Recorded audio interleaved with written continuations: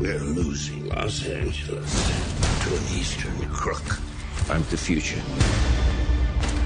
This isn't a crime wave. It's enemy occupation. I need you to wage war against Mickey Cohen. I'm looking to put a squad together. I'm listening.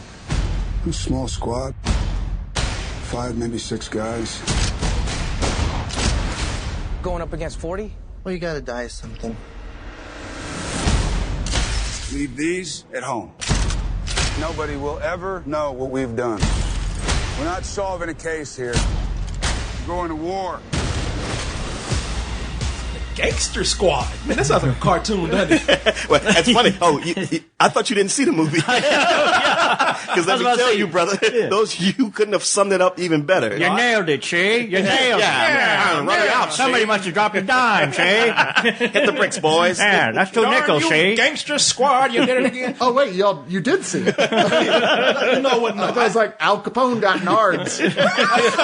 No, I just came here to make sure that y'all were nice to my boyfriend. That's all.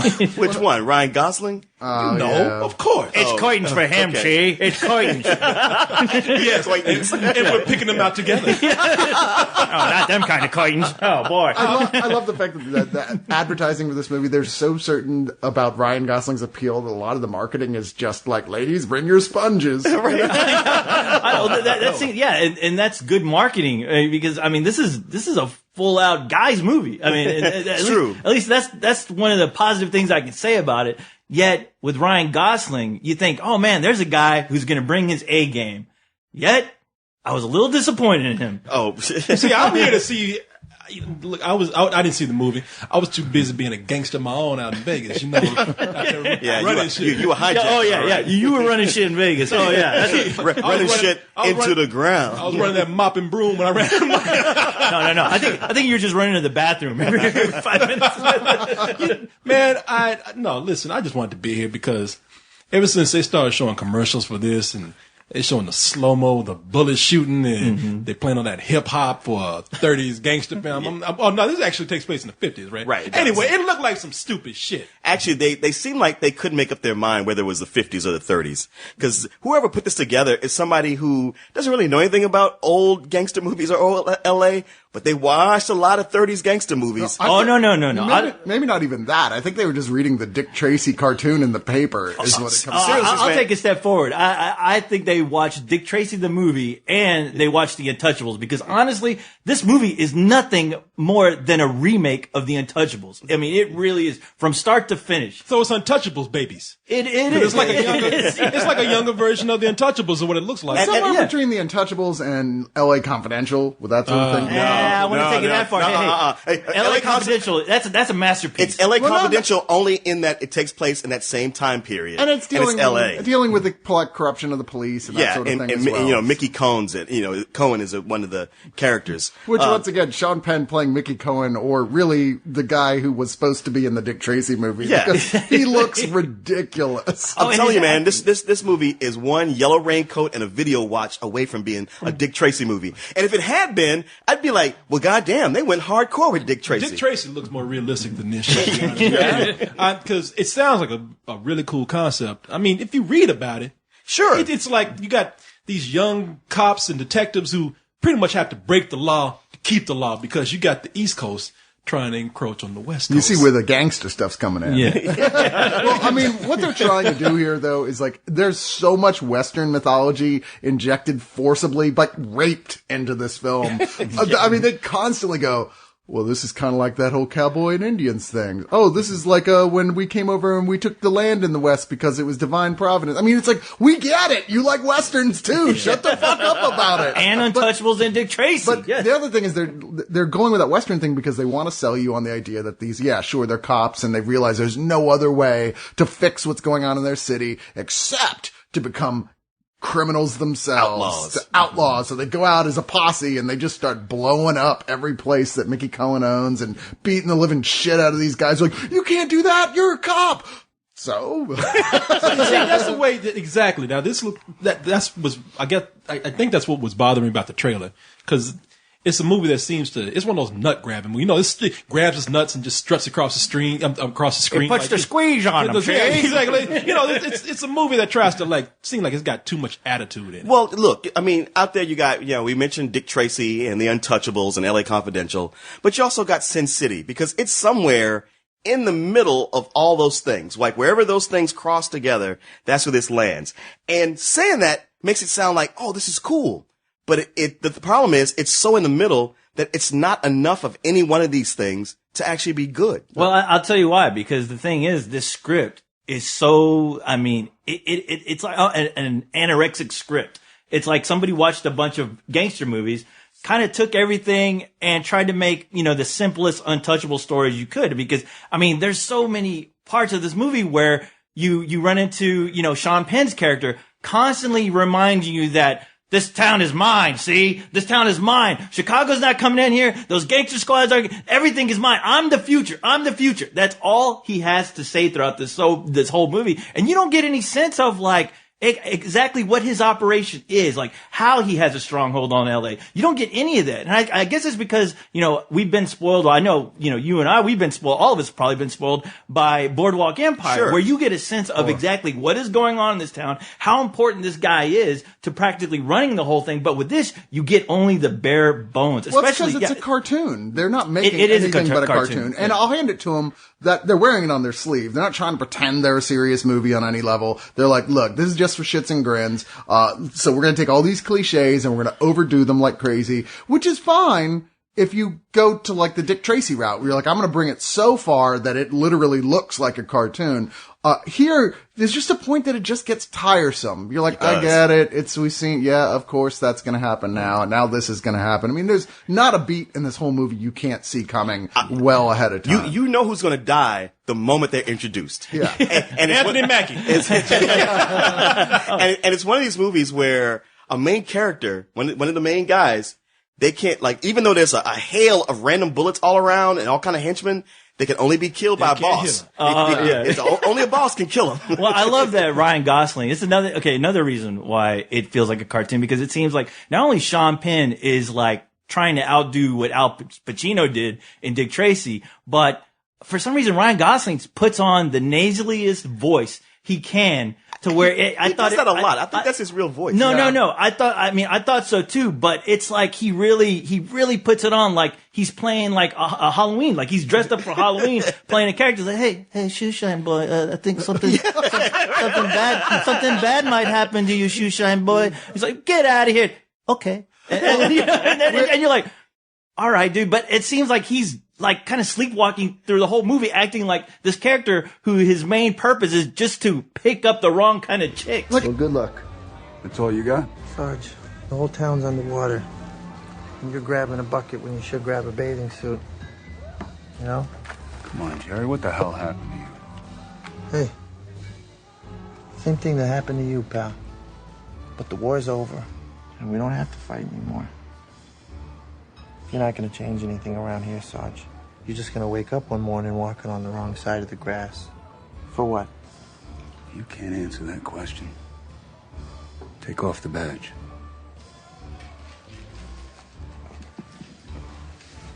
Drink up.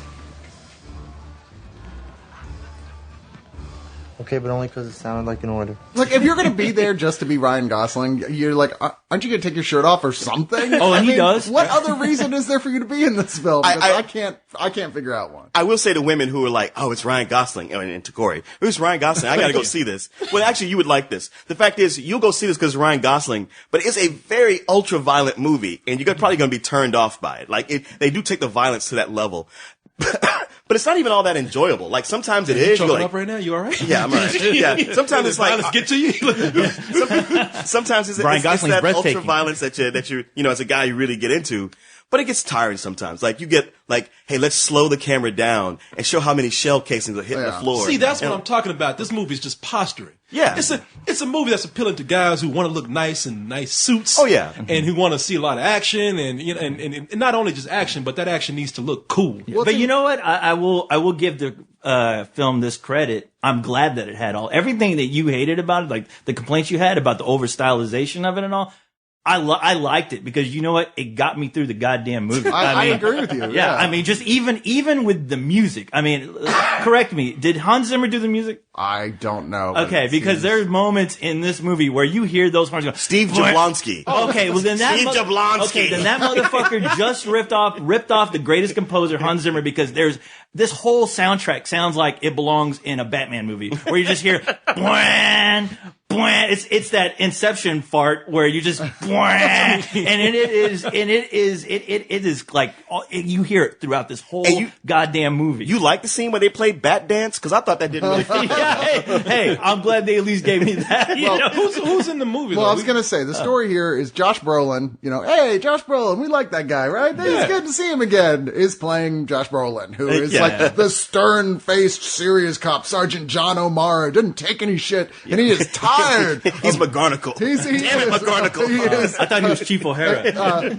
He's tired of Sean Penn playing a very made-up Mickey Cohen, who's a ex-Jewish boxer who's taken over this town. Well, he's still Jewish, but he's an ex-boxer. He's taken over this town. He's like, it won't take any shit from anybody. But you know what? Even though all the cops are bought and sold in this town, Sergeant John O'Mara's like, fuck that. I'm going to start taking this guy on. And all he gets is shit from his bosses until Nick Nolte shows up to work one day as who looks like he's his father. Yeah, he does. They look so much alike. It's crazy. I want to tell Josh Brolin that's going to be you in 10 years. Exactly. Oh man, I feel so sorry for you. Josh Brolin just gets a gun and just puts his brains the out movie right there. And Josh Brolin goes, jeez. I think there was a part when he looked at him and go, "Daddy, Get up, Brolin. Shut up, quiet, you. God damn it. You need to smoke more, Josh. He says, you know what? We're going to let you form a secret task force because you're the one guy I can trust. And I trust you to find some men and you're going to go on and you're going to take on this crime. And Mickey, in this town, the way the cops can't do here, you're going to burn them to the fucking ground. Yeah. So, No law. Forget your badges. Yeah. You go out and do whatever you got to do. Yeah. But if you get caught, I don't know. And honestly, what you just described, that is it. That is it. I mean, that's the plot. They get you in with this plot, and you're immediately. It's like this movie reminded me of a gangster video game, and not a good one. Well, yeah, and there's a subplot, of course, with one of the guys he gets into the group that Ryan Gosling plays, Sergeant Jerry Wooters, who he's his partner at first, who's like, nah, man, I ain't gonna get involved. I'm all about me. I'm all about the women. But later, when the Shoeshine boy gets killed, he's like, no, it's not you, Shoeshine. My shoes would never look as shiny again. Curse you. Hey, so let me get something clear.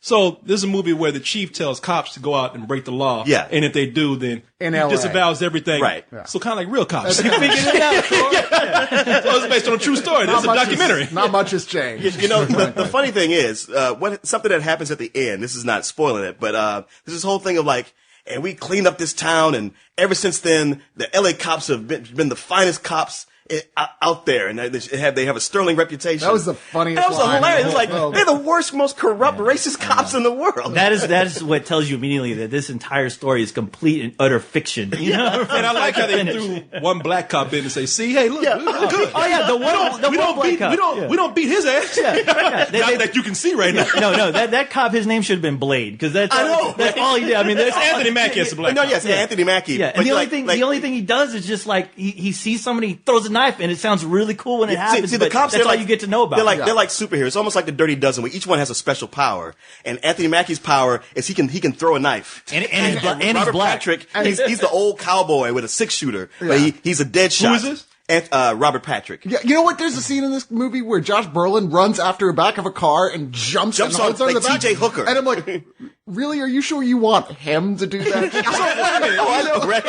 So each cop has their own special power. Giovanni Ribisi, he's the guy who knows he's electronics. The science guy. Yeah, he's the science guy. He's Michael electronics. Pena is the guy who's Hispanic. Yeah, exactly. Michael Pena's the Mexican. Yeah, I know. It's like that's all he is. That's his power. Wait a minute, so they can't even get that right. Michael Pena is supposed to be one with the knives. and Anthony Mackie is supposed to be like a gun specialist. You know, I think the thing with Michael Pena is they were like, he's probably just walking by. They're like, dude, You do nothing but play cops through your whole career. Come on, be on this movie. And we need a Mexican in the crew. I was hoping they would just name him Robin and give him a cape and a little mask, because the whole time he's teamed up with the T-1000. I mean, they're like a little buddy team that are inseparable. Yeah. Do they have an Asian in here that knows karate? No, that's too bad. They do go down to Chinatown. They do go down to Chinatown though. Which, by the way, that whole China. Okay, I'm sure everyone's heard about them having to reshoot a good part of this movie, because there's a scene where there's a scene inside a movie theater They where blew away the Grom's theater? No, it's in the Chinese theater, and they have a scene where they blow away everybody in the theater. They went and changed that to the scene in Chinatown. Yeah. Which, I mean, they went and reshot that whole thing Because of the Aurora, Colorado shooting. Yeah, they actually the Dark went, Knight shooting. Yeah. They actually went and reshot that whole thing. That whole scene. Yet, I mean, that's another sequence though, where you see it and it seems like very played out. It's like, okay, I've seen this in a dozen movies. You kind of scratch your head through it. Yeah. It's like a scene where all cliches converge all at once. It really, the whole movie really does. is a film where all cliches converge at once. But I'm saying, like, even for this film, in that particular spot. Now, the other thing that there's running through this is, of course, Ryan Gosling is so slick that, like, the first time he meets Mickey Cohen's hot girlfriend, played by Emma Stone, who is indeed all that in this movie. She looks good. She looks like Jessica Rabbit. She does. He fucks her that night. Well, and he's like, there's this whole, like, what are you going to do? What if he finds out? He'll kill us both. That is a story you would care nothing about if it wasn't Ryan Gosling and Emma Stone doing it, quite frankly. But Emma Stone, is nothing but a damsel in distress. She really is. She has no goddamn character whatsoever in this movie. I like how everybody has a superpower, and Ryan Gosling's power is, well, I fuck. My power is getting pussy. I have pussy power. Of the A-team, he's face. Yeah. Which is what it sounds like. It's the 18. See, that's what it sounds so, man. It's almost like, see, this is a movie where they just try so hard to appeal to a younger crowd that they're a cape short of making these guys superheroes. Pretty much. Almost exactly. It's stupid, man. Please tell me this is stupid. It is. It's stupid, but it's fun. I mean, I'll give it that much. I mean, I agree with you when you say, like, okay, the over-stylized points are the better points and the violence stuff works more than it doesn't, but only in a cartoonish superhero-y type of way. And even then as a B-grade cartoonish superhero way. I mean, it got me through the movie. It made me, I was never hating this film because there's a lot of that type of stuff going on. And even while I'm laughing at some of it, at the same time, I'm like, okay, well, that was kind of cool. Oh, that was pretty brutal. I enjoyed that. But every time they talk, you're like, who the fuck wrote this dialogue? Well, it's weird because it seemed like Sean Penn showed up to do a serious biopic of Mickey Cohen. Really? and nobody told him. That's probably what they told him at first. Well, you should have looked in the mirror and saw the terrible makeup they did on him. Well, and said, they might say, well, we'll fix it in post. And there'll be some scenes where he's like really going for it, but then it'll end with a line that's just one of those, like, you go, ooh, that actually made you say that. Like, I wondered, like, when he got done, it's like, cut. He was like, you guys sure about this? I don't know. Well, you get things like, all right, boys, you know the drill. And his lines actually like that. Yeah. Well, yeah. there's anytime you start allowing, all right, boys. All right. Oh no, you know the drill, worse. and they actually like use a drill to kill the guy. And the thing is. You know what? I want to see this shit. It gets worse with him. It's funny that you mentioned that he's Jewish. He's Jewish in the movie because there's points in the dialogue where he's like, oh yeah, and because he used to be a boxer. He's like, oh yeah, I was in the ring. I went bada boom, bada bing, bada bing, bada boom. And just always getting there's just certain scenes where he's like playing up like he's a crazy Italian all of a sudden. And I'm like, dude, what? So he's Jewish, but he's talking about bada boom, bada bing. Yeah, he's like fucking John Travolta all of a sudden, like Benny Barbarino. It's funny because I know that they get people to rewrite scripts, but you usually have to let the other person know what you were writing before you pass it on. It's interesting you say that because I have a feeling stuff like that was left over from some previous idea of the script, because there's this sort of setup all the way through that he's constantly like afraid / alpha mailing over Chicago, like the Italians in Chicago. He's like, fuck Chicago, fuck the mobsters in Chicago. Any of them step foot here, I will fucking kill them. This is my town. Hickory dickory dock, your mouth lands on my cock. And like him doing stuff like that is like, oh, well, maybe he's like kind of sucking up to him at the same time. It's like same time he wants to be an Italian. He wants to be Italian. Because he can't. Now he's all like overcompensating. Yeah, and that's where the cartoon is, and that's when you first notice that, especially out of him, because it's you're looking at this guy, it's Sean Penn. You're expecting him to at least carry the movie as the bad guy, but he's not carrying. Honestly, he does carry it in a way, because his performances, if they had anybody else playing that role, I don't think it would have been as interesting, because, I mean, when I left the theater, I was like, you know what? I'm glad that they actually had the actors that they did. I'm glad that it was over stylized, because anyone else in these roles, anyone else doing this movie, you would really see the flaws would be glaring. It really would be. Maybe the guy that directed it actually thought he was directing a comedy. That's what he directed. That's the thing. That's what he directed before. It's so on the edge of being all those things. Well, Ruben Fleischer, he directed Zombieland, right? And what was that? 30 minutes. 30 minutes or less. So shit. He probably thought he was directing.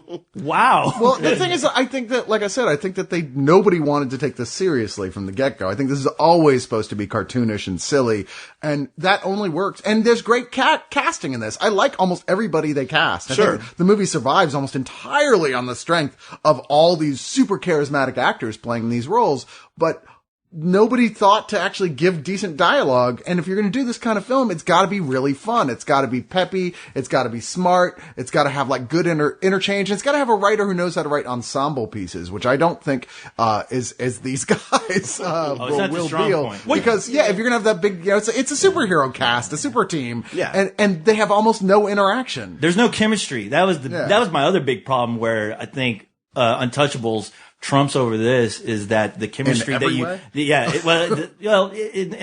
cast, especially with, Untouchables was a motley crew of guys that they had to handpick because of their special talents. This one is the same, yet you hardly ever really see them interact unless they're shooting up gangsters. See, that's a mistake to have a movie where you assemble a team and they don't do anything to work together. No, I mean, at least when they do, it's done in fucking montages, and it really is. And even their plans, even their plans most of the time is, okay, what's the plan? I don't know. We're just gonna bust in there and just start shooting people. You gonna throw knives. You gonna shoot a gun, and I'm gonna fuck that chick over there in the corner. Y'all let me know when y'all done, all right? And you, brown boy, keep being brown. Yeah, exactly. You just go, yes, sir. He does a lot of that, unfortunately. But I wish I could have liked this better, because I think for the first 30 minutes or so, I was rolling with it. I was like, okay, I see what you're doing. I mean, this is dumb, but I'm having a good time, and it just fades over time as it goes. I mean, you just like it a little less and a little less and a little less till the end. You're just like, well, that was essentially just a waste of time. If it was like a pilot for a TV show, I would have gone, oh, this is fun. I'm going to keep watching the show. But as a movie, you're like, yeah, it's just a high rental is the best I can give this thing. I mean, rent it, but don't expect too much. This is the kind of movie where I know people are going to see it and go like, oh, that movie was fun. I can see that, and I wouldn't argue against them. But for me, it wasn't fun. It wasn't enough of anything. It was kind of just it was like somebody being a jackass and thinking they're funnier than they are. I kept expecting a scene where they were going back into a stairwell and bump into Kevin Costner and Sean Connery. Yeah. And like, hey, is this the Al Capone hit? No, you guys, that's Chicago. I was expecting Thanks, you mugs. All right, boys, hit the bricks. I kept on expecting that baby carriage just come strolling out. Oh, I brought a baby carriage to a gunfight. Yeah. And I'm like, man, this is so Jimmy goddamn. Yeah, I think you got the wrong movie. I got to work on my Sean Connery. I mean, honestly, if you go back and watch The Untouchables, it's not even that great of a movie. And this is, it's really not, but this is a much less version, and as co-host pointed out, rip-off of that. It just tries to be all these things that you know, and when it all comes together, it's like, wow, you're not even half as good as any of the things you ripped off. The stylization was pretty, and you guys are right. If not for this cast, it would have been completely forgettable. But for me, it just comes out to a rental. All right. You know what? I have to agree with everything you guys said. Yet at the same time, I still enjoyed it. I thought it at least moved fast enough, that there was no point in the movie where I ever thought it was dragging or it was uninteresting, because everything that was on screen was so ridiculously over the top that I couldn't help but keep my interest in the movie, especially watching Sean Penn give the most outrageous fucking performance I have ever seen an actor give since the days of Dick Tracy, since Al Pacino had done it. And every time I'm like, wow, this is terrible, yet it's terrible on a whole new level, terrible that it's fun for me. And, even Ryan Gosling, I was a little disappointed that, you know, I was like, wow, he doesn't seem like he's doing much except being a pretty boy and just being Ryan Gosling. But, you know, I did like his character, with his chemistry with Josh Brolin. I thought those two worked great when they were on screen together. But, I still enjoyed it, and I'm gonna give it a fucking matinee, you know? All right. I was actually expecting the Avengers of a gangster movie, and I don't feel like I got that. Sean Penn's mustache, like it was gonna crawl off his face at any point. That shit, the makeup is terrible on that. Mm-hmm. Yeah, I just don't feel like this movie delivered on. Wait, I thought you didn't see this. So what do you? Wait, mustache. We're not reviewing. I'm reviewing the trailer over here. I want to be on the team too.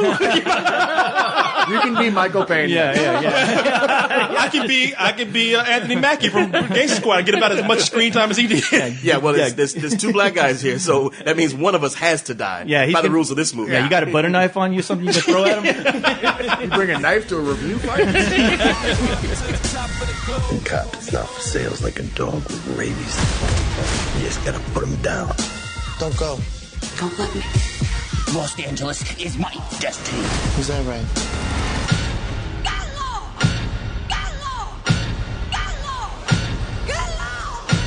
You will find out!